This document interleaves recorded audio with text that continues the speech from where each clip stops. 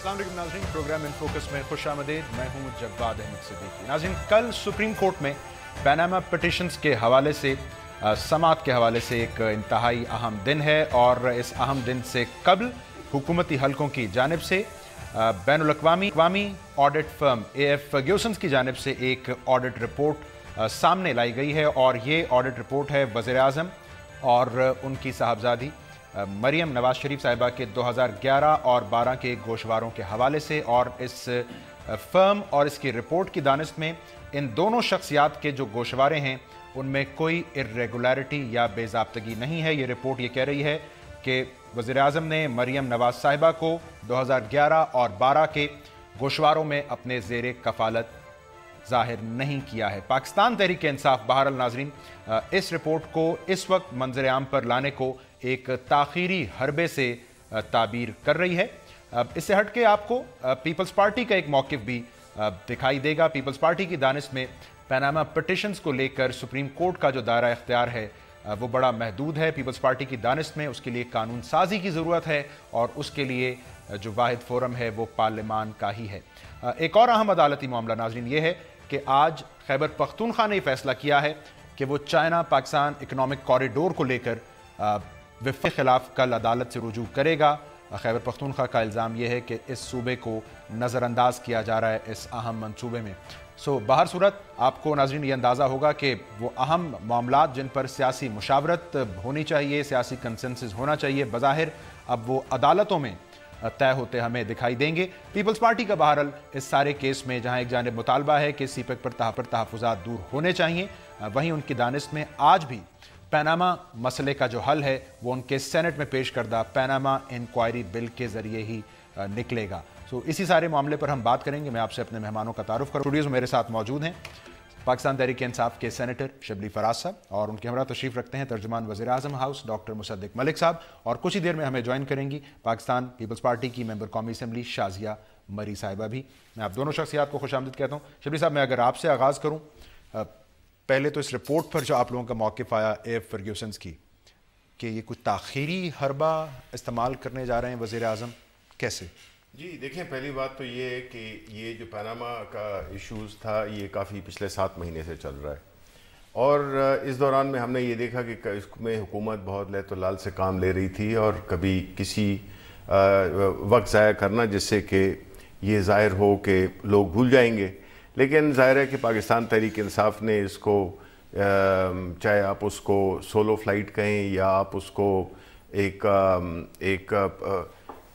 Consistent उसका जो follow up था वो जो है तो उसमें ये चीज़ बैकग्राउंड में नहीं गई बल्कि वो मंजर आम पे आती रही।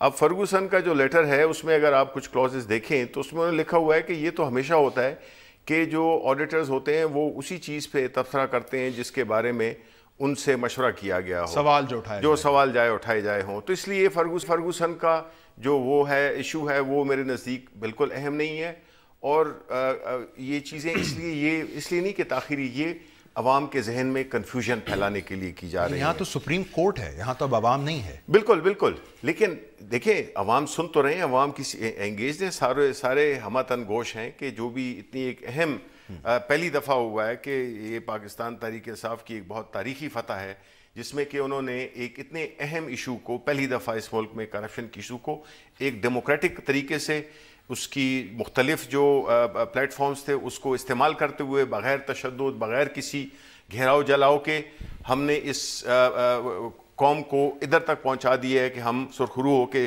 कह सकते हैं कि जी जो हम अपना फ़र्ज़ जो हमारा है, जो हमारा एक जमहूरी फ़र्ज़ है वो हम पूरा कर रहे हैं और हम इसको इस हद तक ले आए हैं और अब सुप्रीम कोर्ट में जो भी होगा वो हमने कहा है कि हमें कबूल होगा। देर आयत दुरुस्त आयत।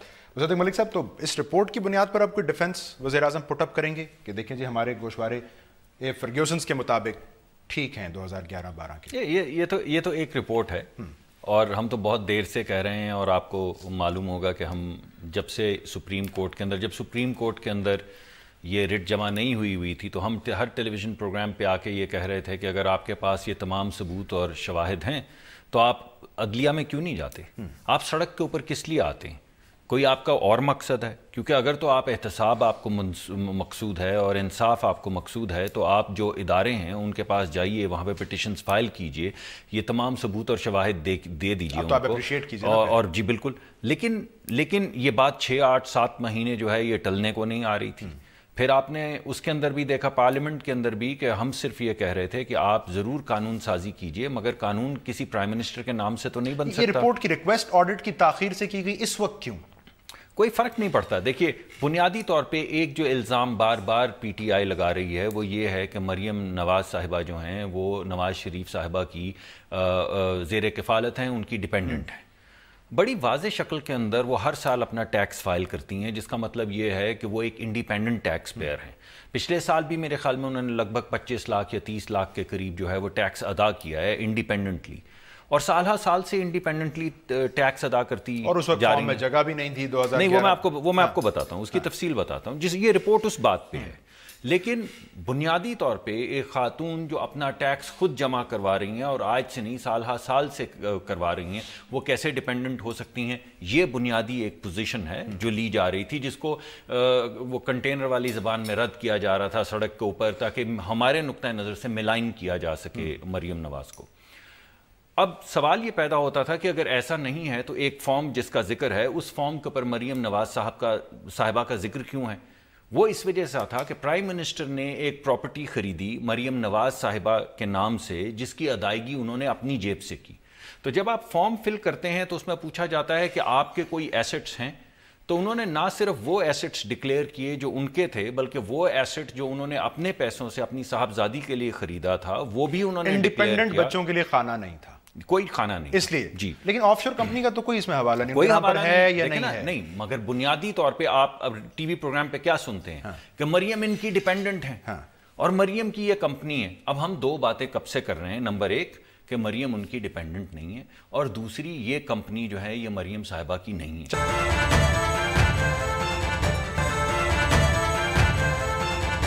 شاہد صاحبہ ویلکم ٹو دا شو. ہم بات کر رہے ہیں شو میں، کل بڑا اہم دن ہے پیناما پٹیشنز کو لے کر سپریم کورٹ میں، لیکن پیپلز پارٹی تو وہاں فریق بھی نہیں ہے، بلکہ آپ کی جماعت کا موقف ہے کہ ان کیسز کو لے کر سپریم کورٹ کا دائرہ اختیار محدود ہے، قانون سازی کی ضرورت ہے، وہ پارلیمان میں ہونی چاہیے. سو آپ کے نزدیک سپریم کورٹ میں یہ جو اس وقت ایکسرسائز ہو رہی ہے یہ بے معنی ہے، کیونکہ آپ کی تمام تر توجہ تو اپنے پیناما بل پر ہے اس وقت.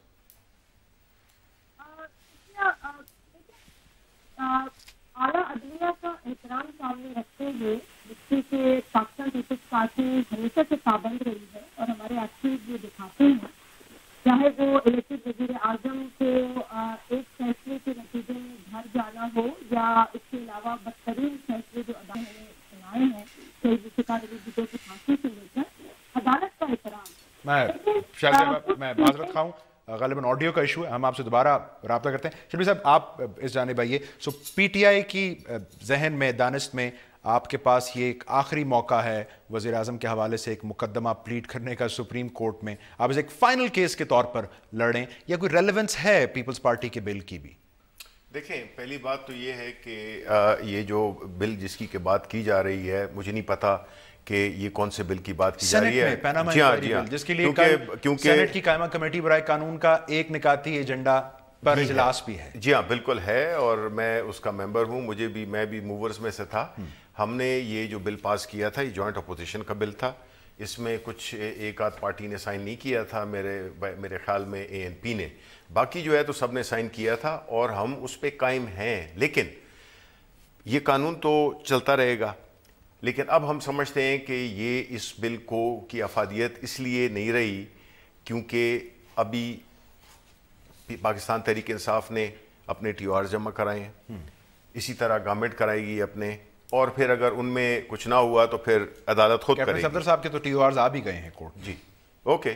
تو جب اس پہ جب فیصلہ ہوگا تو حکومت کے ٹی او آرز ایکسیپٹ ہوتے ہیں، ہمارے ہوتے ہیں، یا ان میں سے مل کے کوئی بناتی ہے، وہ سپریم کورٹ کا اختیار ہے کہ انہوں نے کہا کہ اگر اس پہ دونوں ایگری نہیں کیے تو وہ پھر وہ بنائیں گے. اس بل کی افادیت اب نہیں ہے. دیکھیں، یہ بل کی افادیت اس لحاظ سے ہوتی کہ اب اس میں کچھ چینجز کرنی پڑیں. یہ بات اگر مصدق ملک صاحب کہیں آپ کو اعتراض تو نہیں ہوگا؟ نہیں، دیکھیں میں ایک بات کرنا چاہ رہا ہوں کہ اس وقت ہم نے یہ دیکھنا ہے کہ یہ جو ابھی ہوا ہے اس کو ڈیلے کرنے کی کوشش کی جا رہی ہے. اگر یہ اس سے پہلے ہو جاتے تو پھر تو یہ مسئلہ نہیں ہوتا, پھر تو یہ قانون ہوتا, پھر تو اس میں یہ ہوتا ہی نہیں کہ ہم کیا ٹی او آر جمع کرائیں گے اور حکومت کیا جمع کرائے گی اور سپریم کورٹ کیوں بنائے گی. جب ایک لا ہو تو پھر اس کی ضرورت ہی نہیں پڑتی ہے, تو اس کے لیے وقت نہیں ہے. اگر یہ 1-2 دن میں یا حکومت چاہتی ہے پیپلز پارٹی کے لیے اس بل کو کیا سیاسی نعرہ ایک بنا لیا آپ کی دانست میں پیپلز پارٹی نے؟ دیکھیں پیپلز پارٹی سمجھتی ہے کہ وہ اس میں اپنا حصہ ڈال رہی ہے, بیکاز دیکھیں اس میں ساری قوم کو پتہ ہے کہ یہ جو جدوجہد رہی ہے اس کے پیناما لیکس کے بارے میں, اس میں ایک ہی پارٹی تھی جس کو کہ آپ نے ہر طرح کے تانے دیے کہ یہ سولو فلائٹ کر رہے ہیں, سولو فلائٹ ریل گاڑی مس ہو گئی ہے, ان سے ریل گاڑی مس ہو گئی ہے. اب یہ اس پہ چڑھنے کی کوشش کرتے ہیں, چاہے جب ڈبہ جو ہے تو 3rd کلاس کا ہی کیوں. آپ تو اختلاف میرا خیال ہے نہیں اس بات پہ تو نہیں کریں گے آپ شبلی فراز صاحب سے, کس بات کہ اس بل کی بھی اب ضرورت نہیں ہے, اور اگر ہے بھی تو پھر یہ بھی ایک شخصیت سے متعلق ہے جیسے ٹی او آرز تھے, سو لہٰذا اٹس اے نان اسٹارٹر. دیکھیں میرا نقطہ نظر تو یہ ہے کہ افضل ترین تو یہ ہوتا کہ جب یہ پارلیمنٹ کے اندر اور سینٹ کے اندر جب یہ گفتگو شروع ہوئی ہے تو ایک بل جو ہے ہم پاس کر پاتے. اس میں میرے خیال میں ہماری سیاسی فتح تھی, سب کی سیاست یعنی جمہوریت کی فتح تھی اس بات کے اندر, پارلیمان کی, جی پارلیمان کی فتح تھی, جمہوریت کی فتح تھی اس کے اندر. اس کے اندر جو تھوڑی سی ہارڈ لائن لی ہے وہ پی ٹی آئی نے لی ہے, جس کے اندر انہوں نے کہا کہ قانون اس وقت تک بنے گا جب تک پرائم منسٹر کا نام اس میں ڈالیں گے. پیپلز پارٹی کا یہ اعتزاز صاحب کا نہیں آپ دیکھیے, میں آپ کو کہہ رہا ہوں کیونکہ جب جوائنٹ بل بن رہا تھا تو جو ریزسٹنس آ رہی تھی, کیونکہ ہم تو ان ٹی او آرز کی بے شمار ہمارے جو دوست پارلیمنٹ کے ممبر ہیں, اور اس سے پہلے بھی جو ٹی او آر کی ایک جوائنٹ کمیٹی بنی تھی اس بل کے پیش ہونے سے پہلے, اس کے اندر ریزسٹنس جو ہے, پرائمری ریزسٹنس جو ہے وہ ہمیں پی ٹی آئی کی طرف سے آ رہی تھی, جو کہہ رہے تھے کہ نہیں آپ پرائم منسٹر کا نام ڈالیں. ہم کہتے تھے کہ دنیا میں کون سا ایسا قانون ہے جو کسی کے نام سے بناؤ, آپ قانون بنائیں. اور جس طرح بھی وزیر اعظم صاحب نے اپنے آپ کو اور اپنے خاندان کو پیش کیا ہے, سب سے پہلے وزیر اعظم اور ان کا خاندان اس بل کے تحت ٹرائل میں جائیں گے اور انویسٹیگیشن میں جائیں گے, لیکن آپ بل کیسے پرائم منسٹر کے نام سے بنا سکتے ہیں؟ تو یہ جو ریزسٹنس جرم اسپیسیفک قانون سازی ہو سکتی ہے, شخصیت اسپیسیفک کیسے ہو سکتی ہے؟ لیکن آپ کا بل ہے قومی اسمبلی میں, جی ہمارا بھی ایک بل ہے. اس کا مطلب قانون سازی کی ضرورت ہے تو آپ دونوں اتفاق کرتے ہیں. دیکھیے میں یہ کہہ رہا ہوں کہ بہترین طریقہ تو یہ ہوتا نا کہ ہم مان جاتے. اب اگر نہیں مان رہے ہیں تو ہم نے تو کہا سر تسلیم خم. تو اگر آج بھی یہ مان جائیں, اگر آج بھی یہ مل کے جو ایسا ٹی او آر جس میں پرائم منسٹر کا نام نہیں مگر جرم کا ذکر ہو, اور پھر بولیں کہ یہ ہم بھیج دیتے ہیں جوائنٹلی سپریم کورٹ کو, تو بالکل ٹھیک ہے. لیکن اگر یہ نہیں کرتے اور یہ کہتے ہیں کہ پرائم منسٹر کا نام ڈالو ورنہ کچھ بھی نہیں, تو پھر ہم کہتے ہیں کہ ہمارا سر تو سامنے ہم نے جھکا دیا سپریم کورٹ کے, جو سپریم کورٹ ٹی او آرز کا فیصلہ کرتی ہے ہم اس کے مطابقت سے آگے شازیہ صاحبہ سے ہمارا. شازیہ صاحبہ آئی ہوپ کہ اب مسئلہ نہ ہو آڈیو کا, آپ بات مکمل کیجئے گا. جی جی فائنلی ایکچولی میں بھی کافی چاہ رہی تھی پارٹیسپیٹ کرنا, تو ٹیکنیکل گلیچز سے میں basically I just want to add, ایک تو آپ نے عدالتوں کے حوالے سے پوچھا, عدالتوں کا احترام پاکستان پیپلز پارٹی نے ہمیشہ سے کیا ہے, اس کے واضح ثبوت موجود ہیں, ماضی کی کئی کیسز آپ کے سامنے ہیں. آج کا جو ایشو ہے جی اس کے حوالے سے دیکھیں, ہماری یہ خواہش تھی کہ جب جمہوریت کے ہم اتنے دعوے دار بنتے ہیں اور ہم یہ کہتے ہیں کہ پاکستان میں جمہوری عمل کا آغاز ہوا ہے اور جمہوریت مضبوط ہو رہی ہے, تو جو جمہوری ادارے ہیں جن کے لیے ہم نے اتنی جدوجہد کی ہے, جن کی آزادی کے لیے, جن کی اسٹرینتھننگ کے لیے, اس میں پارلیمنٹ بہت اہم ادارہ ہے. پاکستان پیپلز پارٹی کا یہ ماننا ہے کہ اگر پارلیمنٹ اپنا تمام کام جو ہے وہ دوسرے اداروں کو سونپ دے گی تو پھر پارلیمنٹ خود کیا کرے گی. ہم جو ہمارے ساتھی اپوزیشن میں بیٹھے ہیں جب دھرنا بھی دے رہے تھے تو ہم نے یہی کوشش کی کہ پارلیمنٹ کا جو استحقاق ہے, جو پارلیمنٹ کی اسٹرینتھ ہے, اس پر بات کی جائے اور اپنے دھرنے سے جو ساتھی ہیں ان کو بھی یہ کوشش کی جائے کنونس کیا جائے. آپ کا نقطہ بڑا ویلڈ ہے, آپ کا نقطہ بڑا ویلڈ ہے. تمام جو مسائل ہیں ان کا حل میری سے عرض سن لیجیے, آپ کا بل بھی ہے پیناما انکوائری بل. حکومت بھی اس وقت بہت ایکسائٹیڈ تھی کہ جی یہ ہو رہا ہے بہت اچھا, اور یہ ہمارے ساتھ جو سین آوازیں ہیں وہ بول رہی ہیں, تو ان کو ہم کہتے تھے ہم آپ کے لیے نہیں بول رہے, ہم اس پارلیمنٹ کے لیے بول رہے ہیں. ہم آج بھی جواد صاحب اسی پارلیمنٹ کے لیے بول رہے ہیں. شاہ صاحب بجا میرا سوال لے لیجیے, آپ کا بل بھی ہے پیناما انکوائری بل, پیناما پٹیشنز کی ہی سماعت اب سپریم کورٹ کر رہی ہے. سو بظاہر آپ کے بل کے بارے میں اس وقت کوئی سوچ نہیں رہا ہے, پی ٹی آئی بشمول. سو بہتر نہیں آپ لوگ فریق بن جائیں فی الحال تو سپریم کورٹ آ کر ان پٹیشنز میں. देखिए फैसला तो पार्टी ने करना है अपनी जो अंदरूनी मशावरत है उसके बाद, लेकिन जो सूरत हाल अभी सामने है उसको इसके पेश नजर देखिए, at the end of the day आप भी काफी मुताला करते हैं चीजों का, इतनी तो समझ रखते हैं कि आपको कवानीन की जरूरत होती है, एक किसी कानून की जरूरत है। 1956 का जो commissions act, inquiry commissions act है, उसके हवाले से तो ऑनरेबल सुप्रीम कोर्ट की राय आपके सामने है, जो ऑनरेबल चीफ जस्टिस ने अपने खत के जरिए बयान किया। ठीक है, उस डिटेल में अब मैं नहीं जा रही, लेकिन कोई कानून अब बज़ाहिर नजर नहीं आता। अगर कोई फैसला भी होता है तो कानून की जरूरत होती है। तो मैं आपकी कथा कलामी होगी, मुझे क्विक ब्रेक शामिल करने दीजिए, आप यहीं से कंटिन्यू कीजिएगा, लेकिन फिर नुक्ता ये होगा कि अगर कानून साजी की जरूरत है तो क्या पैनामा मुतालिक कानून साजी की जरूरत है अब हमें या नहीं, इस पर आप बात मुकम्मल कीजिएगा। नाज़रीन, एक और अहम अदालती मामला है, उस पर भी बात करते हैं।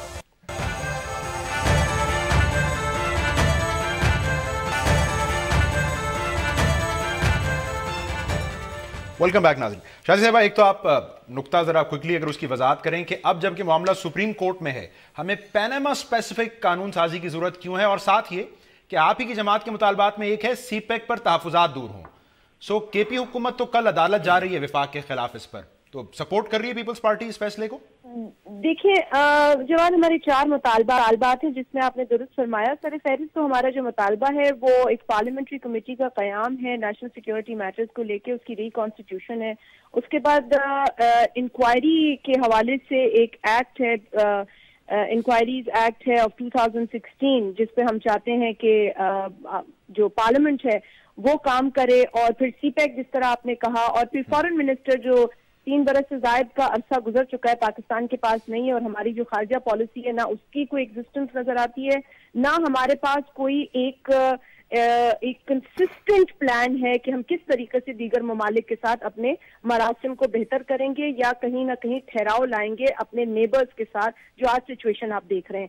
लेकिन बज़ाहिर तो यही लग रहा है कि ये पार्लियामान जरूरत पूरी नहीं कर सका है और अगले दरवाजे अब खटखटाए जा चुके हैं। जवाब साहब माजूद के साथ, मैं एक पार्लियामेंटेरियन हूँ, मैं अपने इदारे की इज्जत करती हूँ और मैं समझती हूँ कि अपने इदारे से जो तवक्कात मुझे हैं, मैं कोशिश पूरी करूंगी कि उन तवक्कात पे मेरा इदारा पूरा उतरे।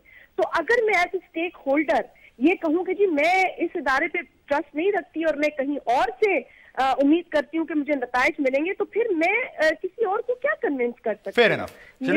मैं actually I am trying to establish a fact कि देखिए at the end of the day legislation parliament का काम है। एक लेजिस्लेशन आपको करनी पड़ेगी जो कि मौजूद है। आप कह रही कानून साजी की जरूरत रहेगी, तो शिबली साहब कानून बन चुका है, पैनामा मामले पर अमल आप अदालत में एक्ट की शक्ल देने की जरूरत है। परवेज खटक साहब का विफाक में रास्ता रोका, उस पर आप अदालत जा रहे हैं। सीपेक पर तहफुजात दूर नहीं हुए, उस पर आप अदालत जा रहे हैं। सो आपने नतीजा अखज़ किया है कि जी अगर कम अज़ कम पार्लियामान से मसाइल का हल नहीं होता, एहतजाज से भी नहीं होगा, अदालतें वाहिद फोरम हैं। आप इस नतीजे पे पहुंच गए। देखें, मैं उसमें थोड़ी सी वजाहत करना चाहूँगा। पहली बात तो ये है कि जहाँ तक बिल का ताल्लुक है, इसमें बिल्कुल कोई शक नहीं, हमने पास किया, जॉइंट अपोजिशन ने पास किया, सेनेट में हमारे पास इतनी मेजॉरिटी है। पैनामा पर आप तहफुजात दूर नहीं कर सके, सीपेक पर आप नहीं कर सके, बल्कि अभी तो एक पिटीशन आप लोगों ने सुप्रीम कोर्ट डाली कि वज़ीर आज़म का इस्तेहकाक है, अहम माली मामलात में वो कभी ना कभी बाईपास कर सकते हैं। तो बज़ाहिर ये कंसल्टेशन कंसेंसस आपकी लुगत में कहीं बहुत नीचे जाकर है। नहीं, ऐसी बात नहीं है। पहली बात तो ये कि देखिए सेनेट से इन्होंने बिल पास कर दिया होता अभी तक, ताकि नेशनल असेंबली में आया होता, ताकि उसके ऊपर डिस्कशन हुई होती।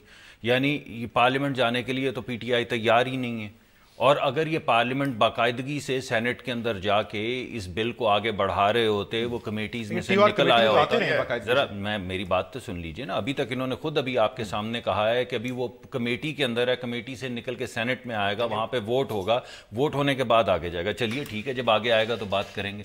दूसरा एक पार्लिमानी तरीका है, यानी ये तो नंबर्स गेम उसको कह रहे हैं ना, ये गेम जो है ये एक पार्लिमानी तरीका कार है कि अगर हम एक बिल पेश करते हैं और वो सेनेट में रिजेक्ट हो जाता है, मैं भी इनको ये कह सकता हूँ कि हमने एक बिल पेश किया हुआ है, वो नंबर्स गेम है, जब सेनेट में आएगा आप उसको रिजेक्ट करें। तो बड़ी वाज़े एक पार्लिमानी तरीका कार है कि अगर कोई ऐसी चीज़ होगी तो फिर जॉइंट सेशन होगा, उस जॉइंट सेशन में डिस्कशन होगी, और अगर कंसेंसस नहीं होगा तो वोट होगा। तो ये पार्लिमानी तरीका है। आप रेल रोड तो नहीं कर सकते, आप ब्लैकमेल तो नहीं कर सकते कि मेरी बात नहीं मानोगे तो इसका मतलब है तुम काफिर हो, ये तो नहीं हो सकता। आपको अगर पार्लियामान के अंदर आते हैं तो पार्लिमानी तरीका कार को फॉलो करना होगा। कंक्लूडिंग रिमार्क्स, बिल्कुल चूंकि वक्त खत्म हो रहा है, तो आपका पॉइंट ही नहीं दे सकते।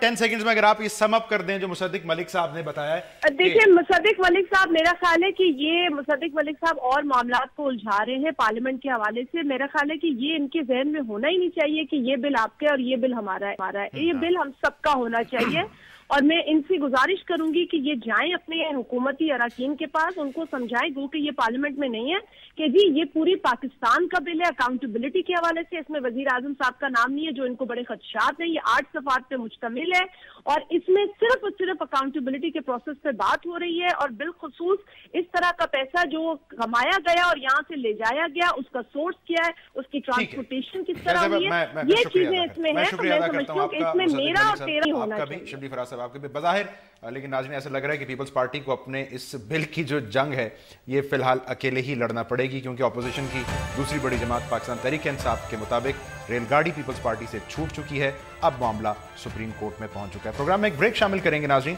और नेक्टा ने वफाकी वज़ीर दाखिला को एक दरख्वास्त की है 2 मज़ीद तंजीमों को कलअदम करार देने की। इन सियासी बहस में आपको हल्की सी दबी दबी आवाज़ ये भी सुनाई देगी कि नेशनल एक्शन प्लान पर शायद हमसे सरफ नज़र हो रहा है, उसको भी तवज्जो देने की ज़रूरत है। सो नेक्टा के नेशनल कोऑर्डिनेटर एहसान गनी साहब से इस बारे में बात करेंगे अगले चंक में। सर स्ट्रेट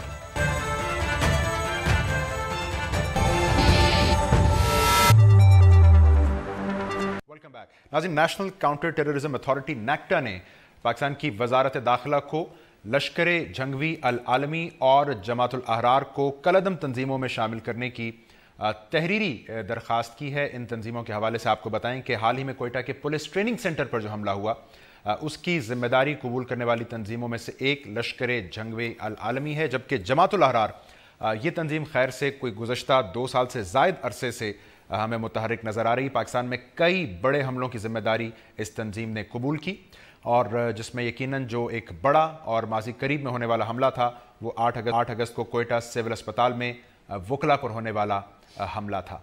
हमारे इल्म में नाज़रीन के पाकिस्तान में कलअदम तंजीमों की फहरिस्त में 61 तंजीमें पहले से मौजूद है। सो इन तंजीमों को कलअदम करार देने से ज़मीनी सूरत हाल पर कहाँ फ़र्क पड़ता है, प्रोग्राम के हिस्से में हम इस पर बात करेंगे। मुझे इस वक्त ज्वाइन कर रहे हैं national coordinator national counter terrorism authority एहसान गनी साहब। गनी साहब बहुत शुक्रिया आपके वक्त का। मुझे आगाज़ यहाँ से करने दीजिए, अगर आप हमें समझा पाएँ जमातुल अहरार जिसे अब आपने रिक्वेस्ट की है इंटीरियर मिनिस्ट्री को कि बैन कर दिया जाए, सर ये तो 2014 से मंजर आम पर है। मुतादिद हमले किए, तकरीबन 250 से ज़ायद पाकिस्तानी इन हमलों में मारे गए। सो ये 2 साल बाद इसको कलअदम करार दिलवाने की ख्वाहिश या ज़रूरत क्यों महसूस हुई नेक्टा को? ये ऐसा है कि अगर आप जो ATA 1997 है अगर उस पर एक नज़र डाल दें, जहाँ पे ऑर्गेनाइजेशंस को प्रोस्क्राइब करार दिया जाता है, तो उसमें एक चीज़ है रीज़नेबल ग्राउंड्स हो आपके पास किसी ऑर्गेनाइजेशन को प्रोस्क्राइब करार देने के सिलसिले में। तो वो रीज़नेबल ग्राउंड्स डिटर्मिन करने के लिए और वो सारा कुछ जमा करने के लिए यू रिक्वायर सर्टेन टाइम, क्योंकि अगर आप इनको विदाउट एनी रीज़नेबल ग्राउंड प्रोस्क्रिप्शन के लिए लिख देते हैं और प्रोस्क्राइब हो जाती हैं, they will go to the court and if you don't have any reasonable grounds दिल बी वो जो उनकी पिटिशन होती है that will be accepted and वो प्रिस्क्रिप्शन नहीं हो सकेगी। So that was the reason that we had asked the intelligence agencies और बाकी भी जो ओपन सोर्स हमारी रिक्वायरमेंट है वो सारी पूरी करने के बाद then we wrote to the interior. कता कलामी हमें बताइएगा जो रीजनेबल वजूहात आप फरमा रहे हैं, वाघा बॉर्डर पर जब खुदकुश हमला हुआ कई पाकिस्तानी उसमें शहीद हुए, तो बज़ाहिर तो नजर आता है एक तंजीम अगर इस तरह की दहशतगर्दी की जिम्मेदारी कबूल कर रही है, इससे ज्यादा रीजनेबल वजह क्या हो सकती है?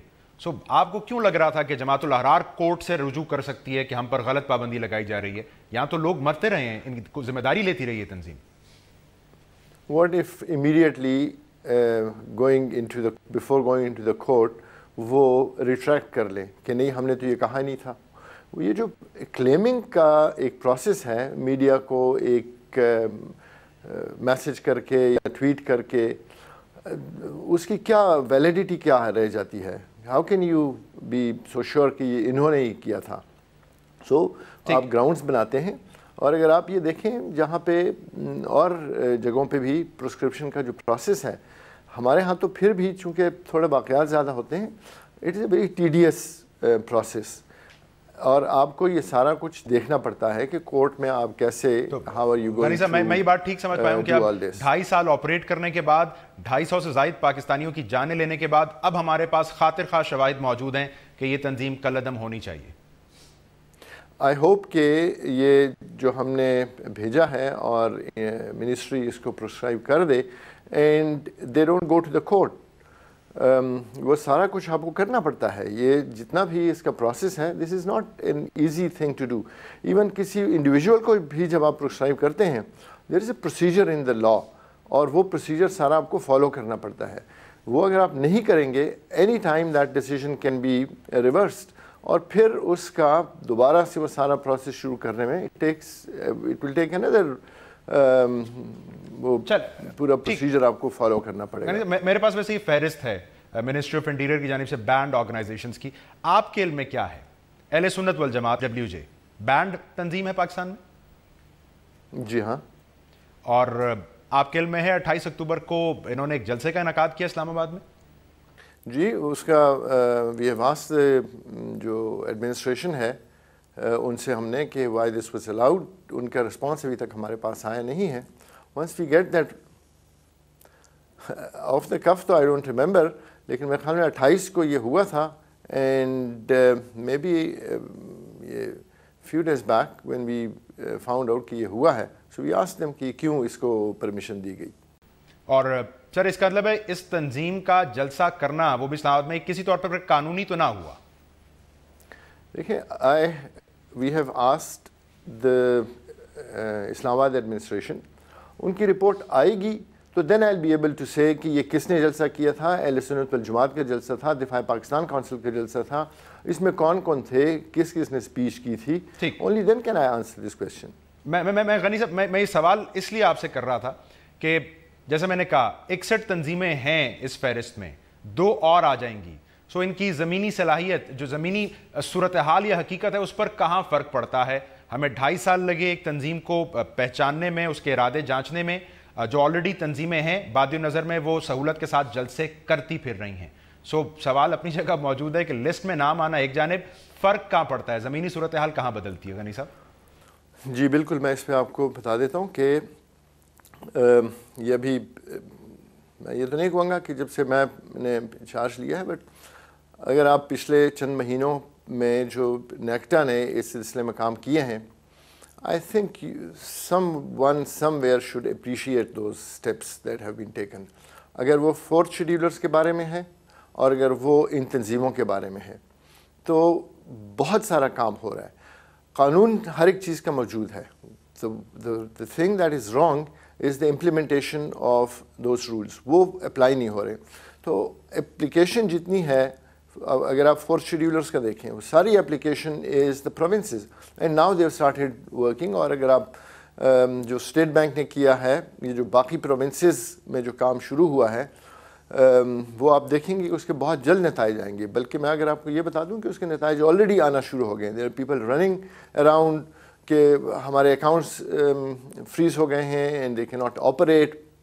اسی طرح باقی جو پابندیاں ہیں, ان کی ٹریول کے اوپر پابندیاں ہیں, they are going to be enforced. ان کے اپنا جو ایریا آف jurisdiction ہے وہ چھوڑنے کے, those are going to be enforced and people are going to feel the pressure.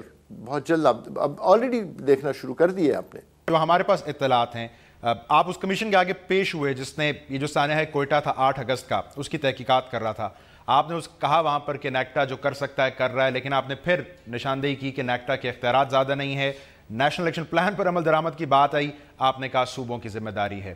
Commission نے کہا کہ کرائم کا ڈیٹا آپ نے کہا صوبوں سے درخواست کر رکھی ہے, صوبوں نے ابھی تک بھیجا نہیں ہے. سو بظاہر نیکٹا کے اختیارات کا مسئلہ آن گوئنگ ہے, یہ آپ کی کارکردگی کو ہیمپر کر رہا ہے. پہلی بات تو یہ ہے کہ یہ جو کمیشن ہے اس کی رپورٹ آنے تک وی شوڈ ناٹ کمنٹ کہ میں نے ادھر کیا کہا تھا اور انہوں نے کیا کہا تھا. دوسری بات یہ ہے کہ NACTA does not deal with the day to day crime, اور جو روٹین کرائم ہوتا ہے اس سے بھی ہمارا کوئی تعلق نہیں ہے. And I don't recollect if any question was asked about it. So let's keep the inquiry commission to one side کہ انہوں نے کیا تھا. جہاں تک میرے اختیارات کا تعلق ہے, سو دیر از نو پرابلم. میرے اختیارات ڈٹرمن کرتا ہے میرا ایکٹ. نیکٹا کا جو ایکٹ ہے وہ میرے اختیارات ڈٹرمن کرتا ہے، اس کے مطابق میں چلتا ہوں. جو چیز میرے ایکٹ میں لکھی ہوئی ہے اس پہ میں کام کرتا ہوں. I don't go step out of that and I don't take any responsibility which is not prescribed in the act. میں اس پہ آپ ہی کہہ رہے ہیں ابھی اختیارات کا مسئلہ نہیں. جاتے جاتے غنی صاحب، نیشنل کاؤنٹر ایکسٹریمزم پالیسی جس کے لیے ایک آپ اسٹیئرنگ کمیٹی بھی نیکٹا نے فارمولیٹ کی ہے، اور جو تھیمز ہیں اس کے ایکسٹریمزم کاؤنٹر ایکسٹریمزم پالیسی کے، نیشنل سیکیورٹی کا کانسیپٹ اس میں بظاہر سر فہرست رکھا گیا ہے. تو سر مجھے ذرا بتائیے یہاں پر نیکٹا کا کام محض ریکمنڈیشنز کی حد تک ہی ہوگا؟ کیونکہ ہمارے ہاں تو نیشنل سیکیورٹی جیسے ایشو پر تعریف آج تک شاید کوئی حتمی بن ہی نہیں سکی ہے، یا آپ کو جو پالیسی آپ بنائیں گے، جو ڈیفائن آپ کریں گے نیشنل سیکیورٹی کو، اس کو امپلیمنٹ اور انفورس کرنے کا بھی کوئی اختیار ہوگا؟